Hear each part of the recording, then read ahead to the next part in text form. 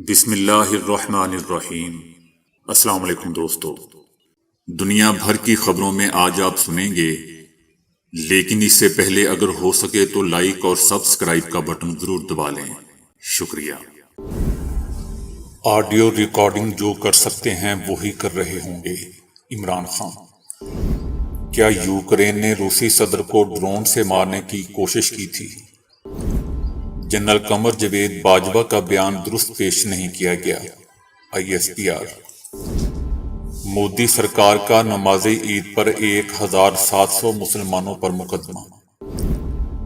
2 چوہوں نے صحافتی میدان کے بہادروں کی قبر پر لات مار دی۔ ایران اپنے منجمد شدہ اثاثوں سے فائدہ اٹھا سکتا ہے۔ امریکہ۔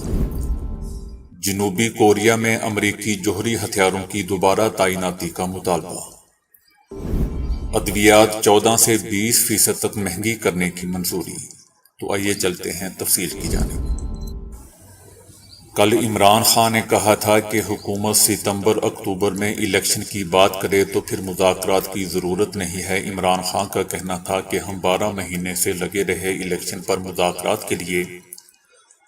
قومی اور صوبائی اسمبلیوں میں واپسی کے سوال کا جواب دیتے ہوئے عمران خان کا کہنا تھا کہ یہاں کوئی آئین بھی ہے، وہ آئین توڑنا چاہ رہے ہیں، ہم آئین پر کھڑے ہیں، ہم رول آف لا پر کھڑے ہیں، وہ قانون آئین توڑ رہے ہیں، توہین عدالت کر رہے ہیں۔ صحافی نے سوال کیا تھا کہ 14 مئی کو الیکشن نہیں ہوتے تو کیا ہوگا، جس پر عمران خان کا جواب تھا کہ آئین ٹوٹ جائے گا۔ جنرل باجوہ نے چوروں کا ٹولہ مسلط کر دیا ہے۔ آڈیو لیک سے متعلق سوال کے جواب میں عمران خان کا کہنا تھا کہ آڈیو ریکارڈنگ جو کر سکتے ہیں وہی کر رہے ہوں گے۔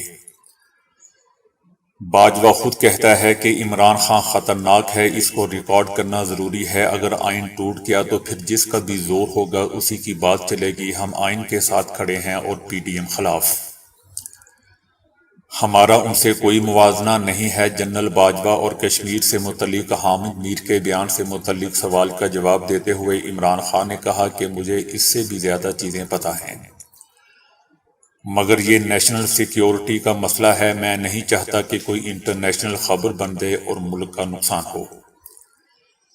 عمران خان نے شاہ محمود قریشی اور فواد چودھری کو مخاطب کرتے ہوئے کہا کہ ان دونوں کو کہا تھا کہ اگر حکومت فوری اسمبلی توڑ کر الیکشن کرانا چاہتی ہے تو ہی بات کریں، اگر وہ دوبارہ وہی ستمبر اکتوبر کی بات کرتے ہیں تو کوئی ضرورت نہیں ہے بات کرنے کی۔ صحافی نے سوال کیا کہ مذاکرات کو سبوتاژ کرنے کے لیے بیان بازی ہو رہی ہے، جس پر عمران خان نے کہا کہ ہماری طرف سے کوئی ایسا بیان نہیں آیا۔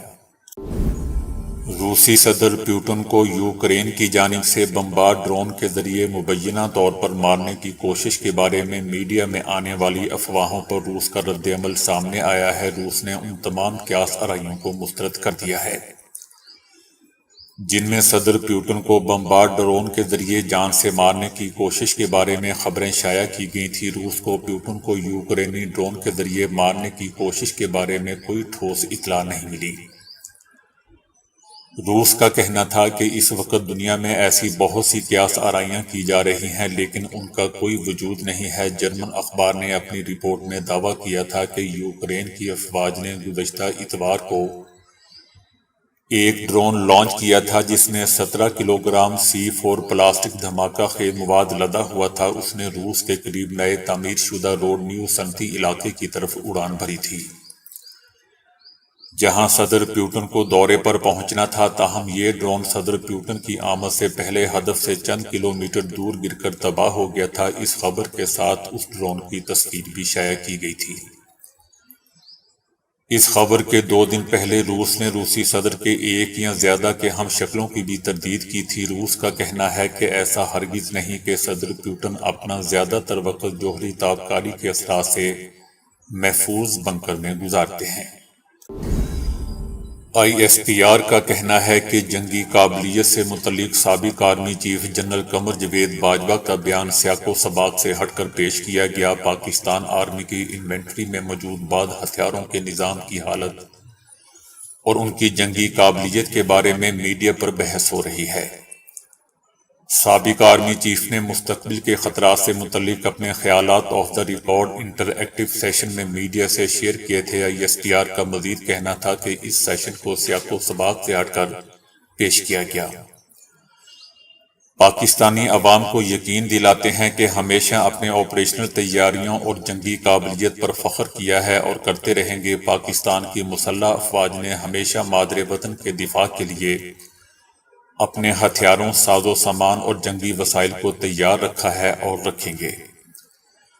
دوستو، جنرل قمر جاوید باجوہ نے ایک آف دا ریکارڈ انٹرویو میں کہا تھا کہ مالی بحران کی وجہ سے پاک فوج کو ہتھیاروں کی کمی کا سامنا ہے، جس کو کچھ بے غیرت صحافیوں نے اپنی اوقات کے مطابق کہا تھا کہ جنرل باجوہ نے کہا ہے کہ ہم انڈیا سے لڑنے کی صلاحیت نہیں رکھتے۔ ان انڈین نواز صحافیوں کو وہ فروری کا مہینہ بھول گیا جب پاکستانی ایئر فورس نے انڈین ایئر فورس کو ناکوں چنے چبا دیے تھے، جن کو انڈین عوام نے بھی مانا تھا، لیکن یہ بے غیرت صحافی ہمیشہ کی طرح پاکستان کی کمزوریوں کی تلاش میں رہتے ہیں۔ بھارت میں عید کی نماز ادا کرنے پر 1700 مسلمانوں کے خلاف مقدمہ درج کیا گیا ہے۔ بھارتی میڈیا کے مطابق ریاست اتر پردیش میں عید کے موقع پر مسلمانوں نے 3 عیدگاہوں کے باہر سڑک پر نماز ادا کی تھی۔ ہندو انتظامیہ نے نماز عید کی ادائیگی پر مسلمانوں کے خلاف مقدمہ درج کروائے، جس پر اتر پردیش کے مسلمان دشمن وزیر اعلیٰ نے 2019 میں مسلمانوں کو وائرس قرار دیا تھا۔ اتر پردیش کی ہندو پسند حکومت مسلمانوں کے ناموں پر رکھے گئے کئی شہروں کے نام بھی تبدیل کر چکی ہے۔ جن شہروں کے نام بدلے گئے ہیں ان میں مصطفیٰ آباد کا نام رامپور، الہ آباد کو پریاگ راج، فیض آباد کو ایودھیا اور فیروزہ آباد کو چندر نگر میں تبدیل کر دیا گیا ہے۔ بھارت کے مختلف شہروں میں کھلی جگہوں پر بھی نماز ادا کرنے پر پابندی لگائی جا چکی ہے۔ آل انڈیا مسلم پرسنل لا بورڈ کے عہدیداروں نے مقدمہ درج کرنے پر ناراضگی کا اظہار کرتے ہوئے اسے مسلمانوں کو نشانہ بنانا قرار دیا ہے۔ سابق مسلمان رکن اسمبلی عتیق احمد اور ان کے بھائی کو ممبئی میں 15 اپریل کو پولیس کی حراست میں ہندو حملہ آوروں نے مار دیا تھا، جبکہ اس واقعے سے چند روز پہلے عتیق احمد کے 19 سالہ بیٹے کا پولیس نے ماورائے عدالت مار دیا تھا۔ حالیہ دنوں میں ملکی صحافت کے 2 چوہوں نے صحافتی میدان کے بڑے بڑے بہادروں کی قبر پر لات مار دی ہے اور برسرعام مودی کے ساتھ باجوہ کے کشمیر پر گٹھ جوڑ کے ہنڈیا کو بیچ چوراہے پر پھوڑ دیا ہے۔ بس اتنا عرض کیا جا سکتا ہے کہ یہ اب اتنا عرصہ گزارنے کے بعد مخبری کرنے والے یہ اصحاب صحافت اور بڑے میڈیا پر ہمیشہ شریک جرم ہونے اور رہنے والی مخلوق میں سے ہے۔ بعد میں وعدہ معاف گواہ بننے کے چکر میں ہوتے ہیں تاکہ خود عوامی غم و غصے سے بچ سکے۔ اب یہ خبر ہے کہ موجودہ ملکی قیادت نے پاکستان کو اسرائیل سے بھی آگے بڑھانے کی کامیاب صحیح کر ڈالی ہے۔ عدالتوں کا مکرو ٹھپنے کی جو کوشش اسرائیل میں ابھی کامیابی سے ہمکنار نہیں ہوئی ہے، اور پاکستان میں اس سلسلے کا اہم مرحلہ کامیابی سے طے کر لیا گیا ہے۔ اسرائیل میں عدالتی اصلاحات کے نام پر کوششیں نیتن یاہو کے 6ٹھی بار وزیر اعظم بننے سے پہلے شروع ہوئی تھی، لیکن انہیں ابھی تک کامیابی نہیں ملی ہے۔ ان کی اتحادی جماعتوں کو عدالتوں سے سزا یافتہ سیاسی اور مذہبی قائدین کی ایک چال کو سخت عوامی مزاحمت کا سامنا کرنا پڑا ہے، اور گزشتہ 16 ہفتوں سے زائد عرصے میں ہر ہفتے کی شب تل ابیب سمیت دیگر شہروں میں بھی عوام کا جم غفیر ہوتا ہے۔ دوسری جانب اسرائیل سے باہر یہودی تنظیمیں حکمراں اتحاد کی اس خواہش کی ہر سطح پر مزاحمت کر رہی ہیں کہ سزا یافتہ سیاستدانوں کی سزا ختم کرنے اور ان کے کیسز عدالتوں کے دائرہ اختیار سے نکال لے جانے کی چال کامیاب نہیں ہونے دی جائے گی۔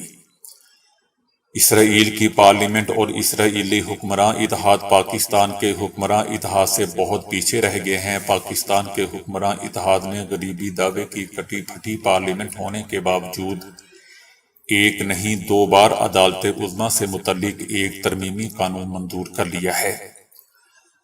صدر ڈاکٹر عارف علوی کی اس قانون کو روکنے کی کوشش ناکام ہو چکی ہے اور 20 اپریل کے بعد سے حکومت کے مطابق یہ ترمیمی قانون اس کے باوجود نافذ العمل ہو چکا ہے۔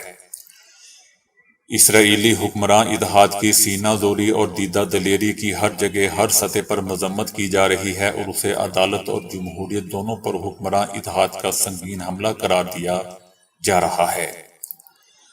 اس کے برعکس پی ڈی ایم کا مولوی میڈیا کے سامنے عدالتوں پر گرجتا برستا ہے۔ آصف علی زرداری کی نمائندگی کرتے ہوئے بلاول بھٹو زرداری عدالتوں پر چیختے اور چنگھاڑتے ہیں، اور نانی اماں کو تو سب جانتے ہی ہیں، اور تو اور انہی عدالتوں سے سزا یافتہ قرار پانے والے اور 3 بار ملک کے وزیر اعظم رہنے والے نواز شریف بیرون ملک بیٹھ کر بھی نیتن یاہو سے کمال سمجھداری اور ہوشیاری ثابت کرتے ہوئے دیدہ دلیری کے ساتھ متحرک ہیں۔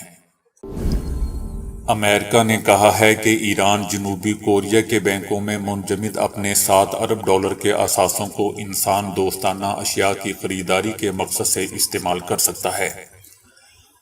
امریکہ کا دوستو، یہ بیان اس وقت سامنے آیا جب جنوبی کوریا کے صدر امریکی ایوان صدر وائٹ ہاؤس میں موجود تھے۔ ایران کا مذکورہ اثاثہ ایک ایسے محدود شدہ اکاؤنٹ میں رکھا گیا ہے جس تک انسان دوستانہ تجارت کے مقصد سے رسائی ممکن ہے۔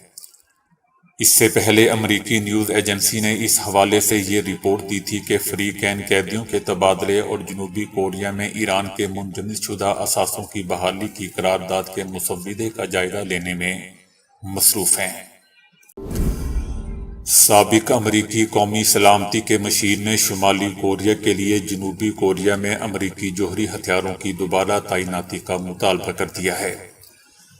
جان بولٹن نے کہا ہے کہ شمالی کوریا کو واضح پیغام دینے کے لیے امریکہ کو اپنے ٹیکٹیکل جوہری ہتھیاروں کو جنوبی کوریا میں دوبارہ تعینات کر دینا چاہیے۔ یہ بیان دوستو ایسے وقت میں سامنے آیا ہے کہ جب جنوبی کوریا کے صدر جو بائیڈن سے ملاقات کے لیے امریکہ میں تھے، اور توقع ہے کہ فری کین اتحادیوں کے تحفظ کے لیے امریکی جوہری چھتری پر بات چیت کی ہوگی۔ پاکستانی حکومت نے ادویات 14 سے 20% تک مہنگی کرنے کی منظوری دے دی ہے۔ وزیر خزانہ اسحاق ڈار کی زیر صدارت کابینہ کی اقتصادی رابطہ کمیٹی کا اجلاس منعقد ہوا، جس میں ادویات کی قیمتوں میں 14 سے 20% تک اضافے کی اجازت دے دی گئی۔ ضروری اور جان بچانے والی ادویات مہنگائی کے 70% کے تناسب سے مہنگی کرنے کی منظوری دی گئی۔ اسی طرح عام دوائیں بھی مہنگائی کے 70% کے برابر مہنگی کرنے کی اجازت دے دی گئی ہے، مگر ان کی قیمت میں 20% سے زیادہ اضافہ نہیں کیا جا سکے گا۔ برطانیہ کی ایک ماحول دوست کمپنی نے اعلان کیا ہے کہ اس نے ہوا کی کاربن ڈائی آکسائیڈ اور بارش کا پانی آپس میں ملا کر اصلی ہیرے بنانے شروع کر دیے ہیں۔ یہ کمپنی برطانیہ کے ماہر ماحولیات اور ارب پتی صنعت کار ڈیل ونسی کی ہے۔ اس کمپنی نے کاربن ڈائی آکسائیڈ اور پانی کے ملاپ سے ہیرے بنانے کی یہ ٹیکنالوجی بین الاقوامی سطح پر 2015 میں پیٹنٹ کروائی تھی۔ تاہم ان ہیروں کی محدود پیداوار حال ہی میں شروع کی گئی ہے۔ ڈیل ونسی کا کہنا ہے کہ ہیروں کی کان کنی کا روایتی عمل بہت زیادہ آلودگی پیدا کرتا ہے۔ صرف ایک کیرات یعنی 0.2 گرام ہیرے کی کان کنی میں 22 لاکھ پاؤنڈ چٹانیں توڑنا پڑتی ہیں۔ 1028 گیلن پانی استعمال ہوتا ہے، جبکہ اس کے علاوہ 238 پاؤنڈ کاربن ڈائی آکسائیڈ خارج ہوتی ہے۔ ٹیکنالوجی اس سے بالکل الٹ ہے۔ ایک طرف تو اس میں آلودگی کے باعث بننے والی فضائی کاربن ڈائی آکسائیڈ بڑی مقدار میں جذب کی جاتی ہے، تو دوسری جانب صرف وہی پانی استعمال کیا جاتا ہے جو بارش میں برستا ہے اور جسے ایک جگہ ذخیرہ کر لیا جاتا ہے۔ آسان الفاظ میں یوں سمجھ لیجئے کہ اس ٹیکنالوجی کی بدولت ماحولیاتی آلودگی کم کرنے میں بہت مدد ملتی ہے۔ اسی طرح تیار ہونے والے ہیرے بالکل اصلی ہیروں جیسے ہی ہوتے ہیں، جو اپنی ظاہری شکل و صورت کے علاوہ طبی، فزیکل اور کیمیائی کیمیکل خصوصیات کے اعتبار سے بھی اصل ہیرے کی ہی مانند ہوتے ہیں۔ یعنی انہیں کسی طور پر بھی نقلی ہیرے نہیں کہا جا سکتا۔ یہ ہیرے اب تک فروخت کے لیے پیش نہیں کیے گئے ہیں اور نہ ہی ان کی قیمت کے بارے میں کچھ پتہ چل سکا ہے۔ تاہم خبروں سے معلوم ہوا ہے کہ ہیروں کی فروخت کا آغاز اگلے سال یعنی 2021 کی پہلی سماہی میں کر دیا جائے گا۔ اس اینک میں آپ کا ذاتی 3D سینما موجود ہے۔ اس کی سکرین 600 انچ طویل ہے جو آپ کو ایک بڑے 3D سینما کا احساس فراہم کرتی ہے۔ اسے گووس لائٹ کا نام دیا گیا ہے۔ ڈسپلے مکمل طور پر OLED پر مشتمل ہے جو حقیقت سے قریب تر مناظر فراہم کرتا ہے۔ گووس لائٹ کو پہننا بہت آسان ہے کیونکہ یہ آرام دہ اور کم وزن ہے۔ اس سے پہلے آنکھوں پر پہننے والے ڈسپلے غیر معمولی طور پر بھاری بھرکم تھے اور اندر سے حرارت کا اخراج انہیں مزید غیر انسانی بنا دیتا تھا۔ پوری اینک کا وزن صرف 60 گرام ہے۔ دلچسپ بات دوستو یہ ہے کہ اسے کسی بھی PC، آئی فون اور اینڈرائیڈ فون سے جوڑا جا سکتا ہے۔ یہ ڈسپلے 5G سہولیات رکھتا ہے اور اسے دنیا کا سب سے صاف اور واضح ترین 3D اینک یا گلاسز کہا جا سکتا ہے۔ جیسے ہی آپ گلاسز پہنتے ہیں 20 میٹر کی دوری پر آپ 600 انچ کا سکرین دکھائی دیتی ہے۔ اس طرح آپ کا ذاتی فلم تھیٹر کسی بھی جگہ چل جاتا ہے، خواہ آپ لوگوں کی محفل میں ہی کیوں نہ بیٹھے ہوں۔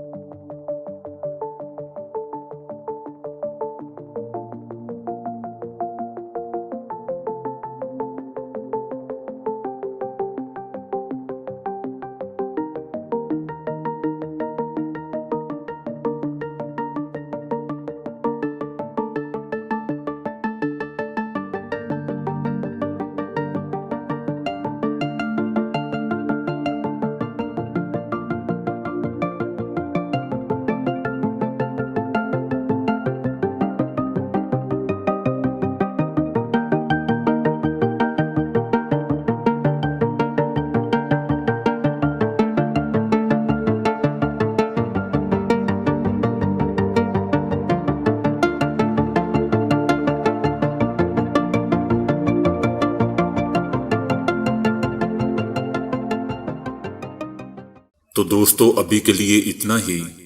ویڈیو کو لائک اور شیئر کرنے کا بہت بہت شکریہ۔